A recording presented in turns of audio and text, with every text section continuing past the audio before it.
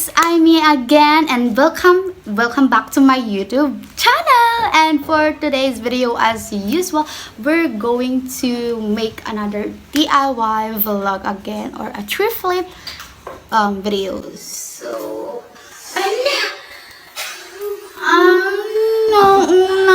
ni Twinkling. Nahiya po si Twinkling eh. Halika dito. So, ayun na nga. Aray ko, nangangagat pa siya. So, ayun. So, ito yung before photo niya. Gagawin natin siyang gantong design. So, if you want this design, just keep on watching. And don't forget to subscribe down below and click the notification bell para palagi kang updated sa mga bagong videos. Apo! And that's so. Let's now proceed on the tutorial video. So for the first step, guys, is as usual, we're going to tastasin lahat yung mga sleeves. Also yung mga unnecessary seams natin. And then I already cutted this skirt, which is the length is 33 inches. Okay. So ayan na yung mga natestas ko, mga pieces na natestas ko. And we're now going to proceed on cutting all the pieces. We have here the back bodies. Meron na siyang measurements dyan. And also for the next one is the straps. We have the strap measurements there. And ang gagawin natin sa strap, guys, is ifo-fold natin siya ng ganyan. And then for the next one is the front bodies measurements. So kung may mga katanungan kayo sa mga measurements, just comment down below. And then for the next step, guys, is i-connect yung straps natin. As you can see, i-connect ko na yung straps natin into the front bodies. And same with the back bodies, i-connect din natin yung straps sa ating back bodies. And also, I pin it before sewing. You're going to pin it at the edge of the armhole.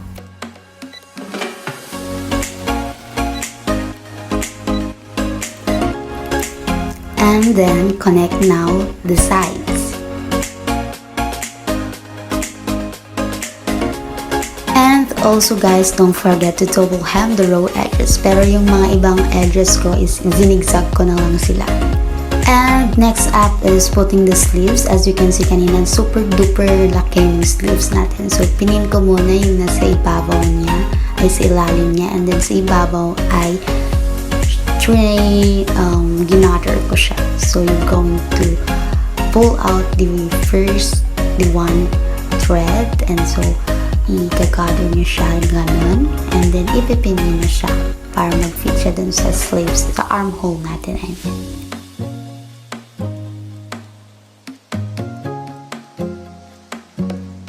And then let's now going to sew it. Ipapress nyo lang siya, guys, para mas madali siyang tahiin. Kasi mahirap din ang pagtatahi ng mga napakadaming gather ng fabric. As you can see, nahihirapan ako dyan. But parang ang arte ng pagkaka-voice over ko doon. Okay? So, back. So, for the next is, we're now going to mark your sleeves for the reference in sewing your elastic thread. As you can see, I have 2 marks here.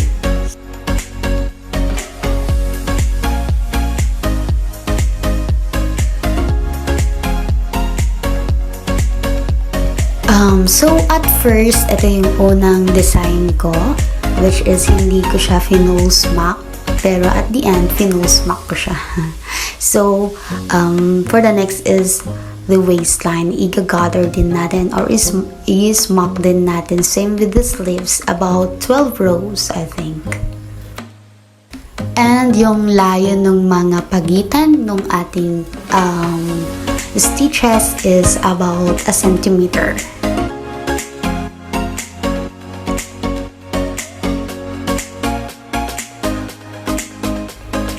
And next up is we're now going to connect the skirt into the top.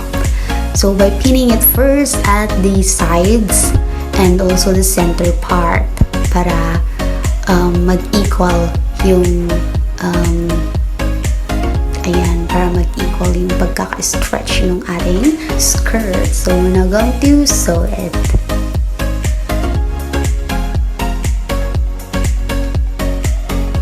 And make sure guys na equal yung gather nung sa ibaba nating fabric.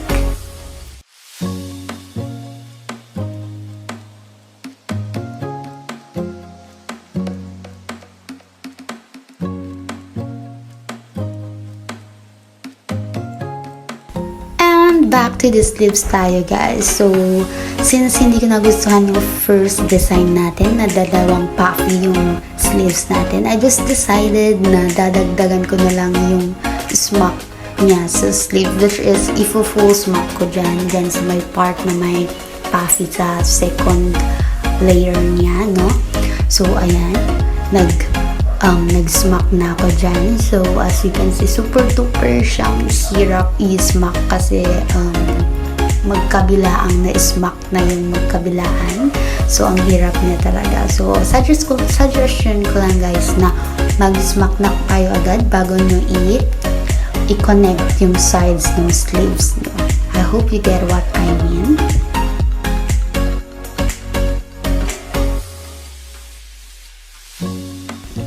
And for the last step guys is we're now going to gather the middle top of the dress. So optional lang to guys. Maganda din siya kahit walang gather, pero mas gusto ko kasi siyang may gather. So that's all for today's DIY. Thank you for watching. Let's now see the final transformation.